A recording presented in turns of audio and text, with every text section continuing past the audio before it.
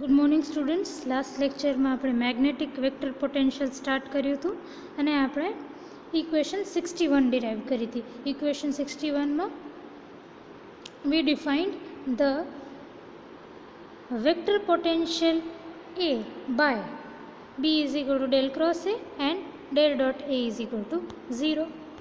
Now we have derived the second law of magnetostatics. આપણે ઉપર second law of magnetostatics derive કરેલી છે.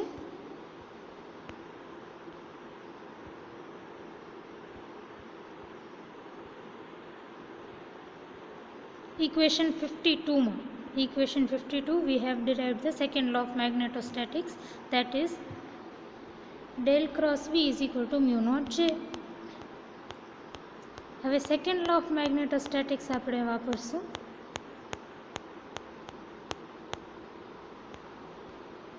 Del cross B is equal to mu naught છે. હવે આ B is equal to del cross A છે, તો અહીંયા ડેલ ક્રોસ એ નાખી સબસ્ટિટ્યૂટ કરો તો del cross A is equal to mu naught જે થાય.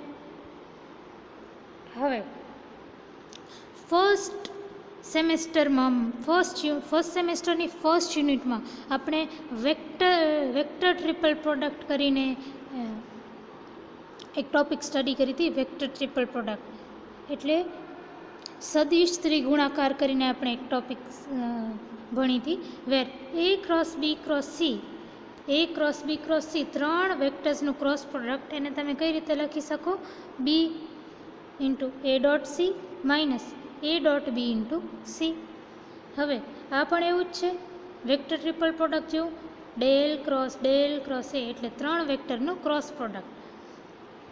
તો આ અને આ સરખા છે, ડેલ ક્રોસ એ અને એ ક્રોસ બી ક્રોસ સી. તો આને તમે આ રીતે લખી શકો. જો એની જગ્યાએ ડેલ, એની જગ્યાએ ડેલ, પછી આ બીની જગ્યાએ પણ આ ડેલ, બીની જગ્યાએ પણ આ ડેલ અને સીની જગ્યાએ એ, સીની જગ્યાએ એ. તો B into A dot C, તો del into del dot A minus આ માઇનસ અહીંયા minus A dot B into C. A dot B શું છે? ડેલ ઇન્ટુ ડોટ ડેલ એટલે કે ડેલ સ્ક્વેર અને C is nothing but A. તો આ વેક્ટર ટ્રિપલ પ્રોડક્ટવાળા ફોર્મ્યુલા અહીંયા વાપરતા તમને આવું કંઈક મળ્યું. Del into del dot A minus del square A is equal to mu naught છે. પણ આ del dot A is equal two 0 છે, but we have del dot A is equal two 0.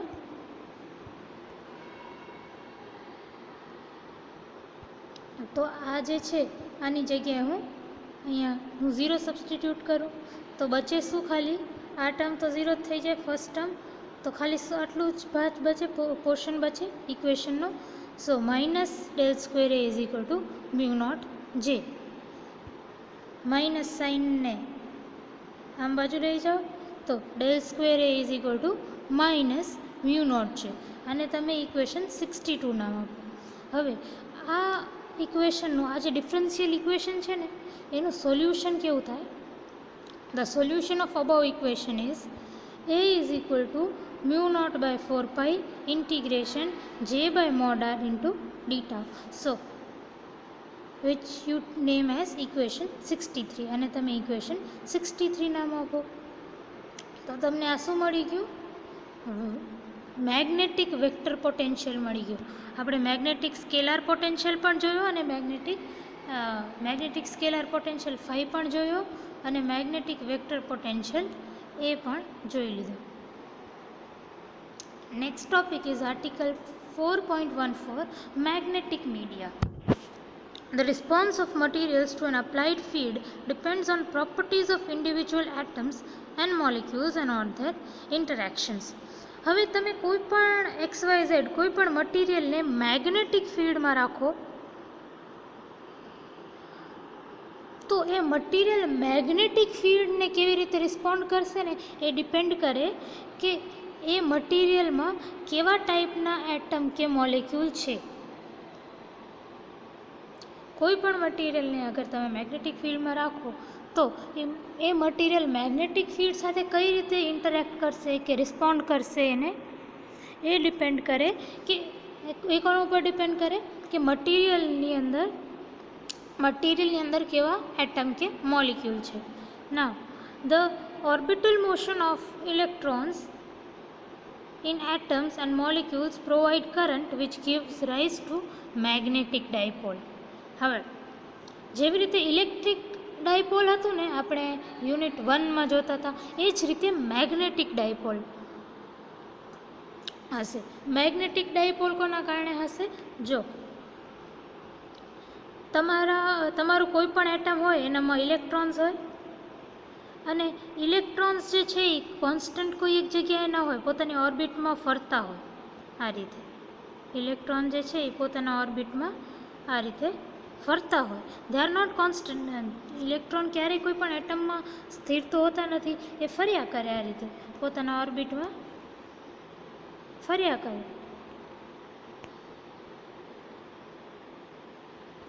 હવે ઇલેક્ટ્રોન્સ ફરે છે, which means electrons are in motion. Electrons are in motion. Electrons અગર મોશનમાં છે, વિચ મીન્સ કરંટ ફ્લો થાય છે. Electrons in motion કે charge in motion is nothing but current. Current એટલે moving charge gives rise to current. હવે જો આપણું ઇલેક્ટ્રોન આ રીતે ઓર્બિટમાં મૂવ કરે છે, વિચ મીન્સ કે ઓર્બિટમાં કંઈક કરંટ ફ્લો થાય છે. હવે આ જે કરંટ ફ્લો થાય છે ને, એ કરંટ કારણે આપણે એક મેગ્નેટિક ડાયપોલ મળશે.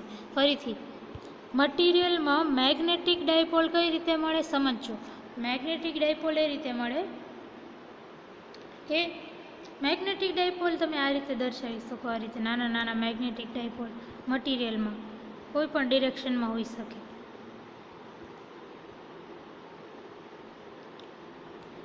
એ મેગ્નેટિક ડાયપોલ કોના કારણે અરાઇઝ થાય? તો આપણા મટીરિયલમાં જે મટીરિયલ્સમાં જે એટમ્સ છે અને એટમની અંદર જે ઇલેક્ટ્રોન્સ છે, એટમની અંદર કોઈ પણ ઇલેક્ટ્રોન છે એ સ્થિર તો છે નહીં, સ્ટડી નથી, એ મૂવ કરે છે. અને because it's going on moving, આપણે મૂવિંગ ઇલેક્ટ્રોનના કારણે, ઇલેક્ટ્રોનના મૂવમેન્ટના કારણે આપણે કંઈક કરંટ મળે છે. અને કરંટની ડાયરેક્શન કોના ઉપર ડિપેન્ડ કરશે કે ઇલેક્ટ્રોન કઈ ડાયરેક્શનમાં મૂવ કરે છે, એનાથી તમને ખબર પડશે કે કરંટ કઈ ડાયરેક્શનમાં છે. હવે આ જે કરંટ છે ને, due to movement of electrons will give rise to magnetic dipole.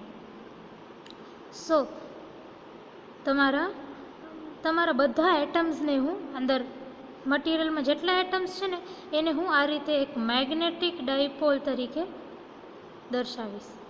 Any direction કાંઈ પણ હોઈ શકે, depending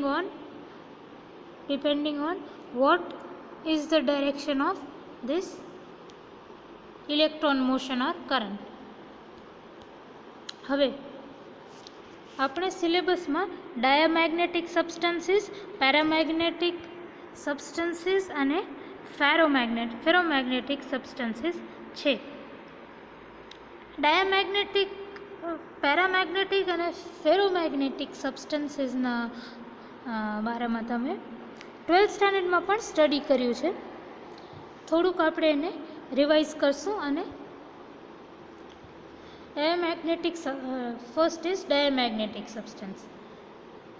In many materials, the small electric currents associated with orbital motion and spin of electrons average to 0. એવા ઘણા બધા material છે જેમાં અંદર જે સ્મોલ ઇલેક્ટ્રિક કરન્ટ્સ જે છે ઓર જે ડાયપોલ્સ બને છે, associated with orbital motion and spin of electrons average to 0. એટલે મેં તમને કીધું ને કે આ રીતે અગર મટીરિયલ હોય, મટીરિયલમાં ઘણા બધા એટમ્સ છે, તો ધારો કે એક એટમની મેગ્નેટિક ડાયપોલ આ ડિરેક્શનમાં છે, એકની આ ડિરેક્શનમાં છે, એકની આ ડિરેક્શનમાં, એકની આ ડિરેક્શનમાં, એકની આમ. તો એ રીતે બધી મેગ્નેટિક ડાયપોલ મોમેન્ટ્સ એ રીતે ડાયરેક્શનમાં ગોઠવાયેલી હશે કે એકબીજાને કેન્સલ કરી નાખે. બધી મેગ્નેટિક ડાયપોલ મોમેન્ટ્સ એ રીતે એની ડાયરેક્શન એ રીતે હશે કે આ નેટ મોમેન્ટ 0 થઈ જાય, વિચ મીન્સ કે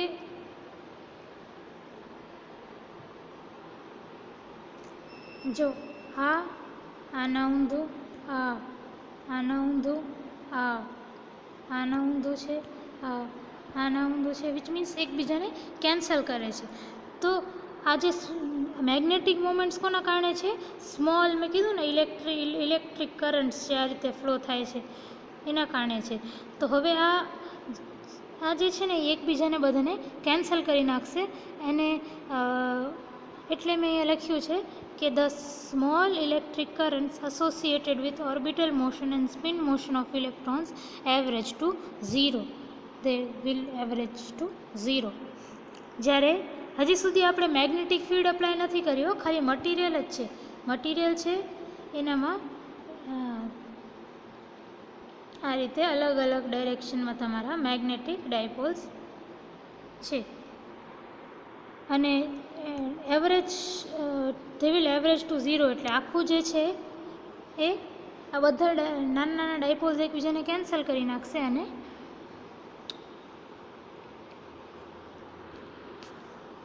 તમારો ડાયામેગ્નેટિક મટીરિયલ બનશે.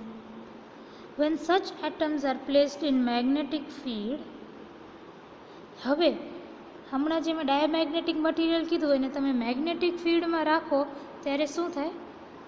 when such atoms are placed in magnetic field, minute electron currents are generated by induction in the cloud of electrons, the direction of which is such that the magnetic field associated with them opposes the inducing magnetic field.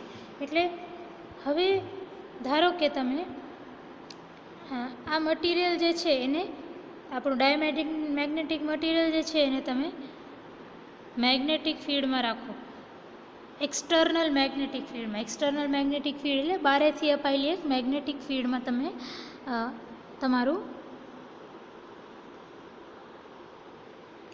ડાયામેગ્નેટિક material રાખો. તો તમારા ડાયામેગ્નેટિક મટીરિયલની અંદર કંઈક magnetic field induce થાય. તમારો material હતો બરાબર, ડાયામેગ્નેટિક material, એને તમે એમ જ બારે રાખ્યું હતું મેગ્નેટિક ફિલ્ડની બારે, ત્યારે એના જે ડાયપોલ્સ હતા મેગ્નેટિક ડાયપોલ્સ એ એકબીજાને કેન્સલ કરી નાખતા હતા. એટલે કોઈ અંદર તમારા મેગ્નેટિક મટીરિયલમાં કોઈ મેગ્નેટિક ફિલ્ડ નથી. પણ હવે તમે એ ડાયામેગ્નેટિક મટીરિયલને મેગ્નેટિક ફિલ્ડમાં રાખી દો, કોઈ એક મેગ્નેટિક ફિલ્ડમાં રાખો, તો શું થશે કે આ મટીરિયલની અંદર હવે મેગ્નેટિક ફિલ્ડ ઇન્ડ્યુસ થશે. જેની ડાયરેક્શન કેવી હશે? તો મેગ્નેટિક ફિલ્ડના ડાયરેક્શનથી ઉલટી. તો આવા મટીરિયલને ડાયામેગ્નેટિક મટીરિયલ કહેવાય. Such materials are called diamagnetic material. Examples of diamagnetic materials are copper, zinc, bismuth, etc.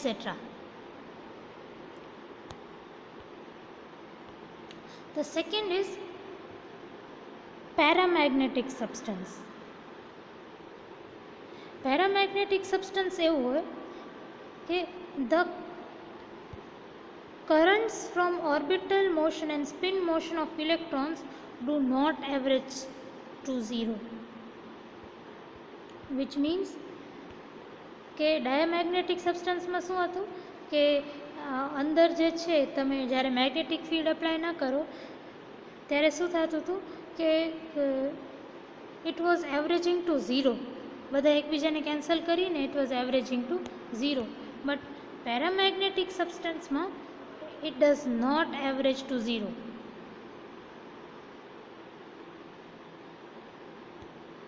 When such atoms are placed in external magnetic field, the magnetic moment of atoms and induced magnetism enhances the external field. Enhance કરવું એટલે વધારવું. કેવી રીતે વધારે? તો જો આ રીતે તમારું મટીરિયલ છે, પેરામેગ્નેટિક મટીરિયલ, ધ્યાન આપજો. પેરામેગ્નેટિક મટીરિયલમાં શું થાય કે બારેથી તમે એક્સટર્નલ મેગ્નેટિક ફિલ્ડ અપ્લાય કરો આ મટીરિયલમાં. એક્સટર્નલ મેગ્નેટિક ફિલ્ડ અપ્લાય કરી દેવા મટીરિયલમાં. પછી તો શું થશે કે આ મટીરિયલની અંદર, પેરામેગ્નેટિક મટીરિયલની અંદર મેગ્નેટિક ફિલ્ડની ડાયરેક્શનમાં જ ફિલ્ડ ઇન્ડ્યુસ થશે. એટલે કે આ ફિલ્ડ છે પ્લસ મટીરિયલની અંદરની ફિલ્ડ, તો ફિલ્ડ વધી કહેવાય, મેગ્નેટિક ફિલ્ડ વધી કહેવાય. એટલે મેં અહીંયા એન્હાન્સ વર્ડ યુઝ કર્યું છે. It enhances the external field. એટલે એક્સટર્નલ ફિલ્ડ તો છે, એની એડિશનમાં બીજી એક મટીરિયલની અંદર કંઈક મેગ્નેટિક ફિલ્ડ ઉત્પન્ન થઈ, એટલે આ અને બંનેની ડાયરેક્શન સરખી છે એટલે એકબીજાને એડ કરશે, વધારશે. એટલે એન્હાન્સ વર્ડ યુઝ કર્યો છે. સો ફરીથી તમે જુઓ તો મેગ્નેટિક મટીરિયલ છે, કોઈ પણ પેરામેગ્નેટિક મટીરિયલ છે, એને તમે એક્સટર્નલ ફિલ્ડમાં રાખો ત્યારે શું થાય કે એ એક્સટર્નલ ફિલ્ડની ડાયરેક્શનમાં જ એક ફિલ્ડ અંદર ઉત્પન્ન થાય, મટીરિયલની અંદર ઉત્પન્ન થાય. એને પેરામેગ્નેટિક મટીરિયલ કહેવાય, એને પેરામેગ્નેટિક મટીરિયલ કહેવાય. હવે ડાયામેગ્નેટિકમાં શું થતું હતું કે એક્સટર્નલ ઇલેક્ટ્રિક ફિલ્ડ છે એનાથી વિપરીત દિશામાં, એનાથી ઓપોઝિટ ડાયરેક્શનમાં તમારો મટીરિયલની અંદર મેગ્નેટિક ફિલ્ડ ઉત્પન્ન થતી હતી, એ એક્સટર્નલ બહારની મેગ્નેટિક ફિલ્ડ કરતાં વિપરીત દિશામાંથી, ઓપોઝિટ ડિરેક્શનમાં હતી. Examples of paramagnetic material are magnesium, molybdenum, lithium, tantalum, etcetera. The third one is ferromagnetic materials. Ferromagnetic materials કેવા હોય છે ખબર છે? ફેરોમેગ્નેટિક મટીરિયલનું બેસ્ટ એક્ઝામ્પલ તો આયન જ છે, Fe. ફેરોમેગ્નેટિક મટીરિયલ એવા હોય આ રીતે. આ જો, અગર તમે નોર્મલી ફેરોમેગ્નેટિક મટીરિયલને મેગ્નેટિક ફિલ્ડથી બહાર રાખો તો શું હોય છે ખબર છે? આ રીતે ડોમેન્સ બનેલા હોય. આ જો તમને અલગ અલગ ડોમેન દેખાય છે.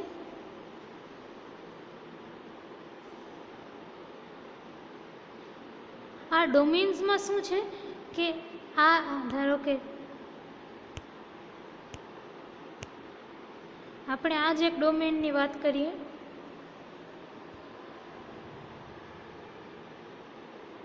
તો જો આ એક ડોમેનમાં બધા ડાયપોલ્સ પેરેલલ છે, આ ડોમેનમાં બધા ડાયપોલ્સ પેરેલલ છે, પછી આ ડોમેનમાં બધા ડાયપોલ આમ એકબીજાના પેરેલલ છે. વિચ મીન્સ આમ ક્લસ્ટર બનેલા છે, નાના નાના ક્લસ્ટર્સ બનેલા છે પેરેલલ ડાયપોલ્સના. આ બધા પેરેલલ ડાયપોલ્સના નાના નાના ક્લસ્ટર્સ બનેલા છે, અને એ ક્લસ્ટરને આપણે ડોમેન કહીશું. ડોમેન. હવે આ ડોમેન છે ને બધા તમે અગર મેગ્નેટિક ફિલ્ડ ન અપ્લાય કરો ત્યારે, જ્યારે તમે મેગ્નેટિક ફિલ્ડ અપ્લાય નથી કરતા ત્યારે શું થાય છે કે આ નાના નાના ડોમેન છે ને એ બધા એક અલગ અલગ ડાયરેક્શનમાં છે અને ઇફેક્ટિવલી એકબીજાને કેન્સલ કરી નાખે છે. એટલે તમે જોશો કે ઇન એબ્સેન્સ ઓફ મેગ્નેટિક ફિલ્ડની એબ્સેન્સમાં ફેરોમેગ્નેટિક સબસ્ટન્સ માં પણ મેગ્નેટિક ફિલ્ડ નથી હોતી. તમે આયનનો ટુકડો લ્યો, એને તમે મેગ્નેટિક ફિલ્ડ પાસે લઈ જાઓ ત્યારે અંદર મેગ્નેટિક ફિલ્ડ જનરેટ થાય ને, એમાં જ પડ્યું હોય તો મેગ્નેટિક ફિલ્ડ તો જનરેટ થતું નથી, કારણ કે અંદર ડોમેન્સ છે પણ એ ડોમેન્સ બધા રેન્ડમલી ઓરિએન્ટેડ છે, અલગ અલગ ડાયરેક્શનમાં છે. હવે તમે જ્યારે એક્સટર્નલ મેગ્નેટિક ફિલ્ડ લગાવશો, જ્યારે બારેથી મેગ્નેટિક ફિલ્ડ લગાવશો, external magnetic field, In an external magnetic field, there is a net alignment of domains in direction of external magnetic field. એટલે કે તમે જ્યારે આના ઉપર એક્સટર્નલ મેગ્નેટિક ફિલ્ડ એપ્લાય કરશો ત્યારે શું થશે ખબર છે કે આ બધા જ જે ડોમેન છે ને એ બધા જ એક જ ડાયરેક્શનમાં થઈ જશે.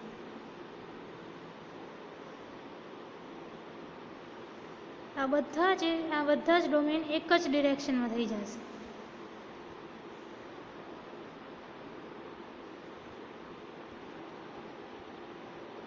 એક ડાયરેક્શન કઈ હશે?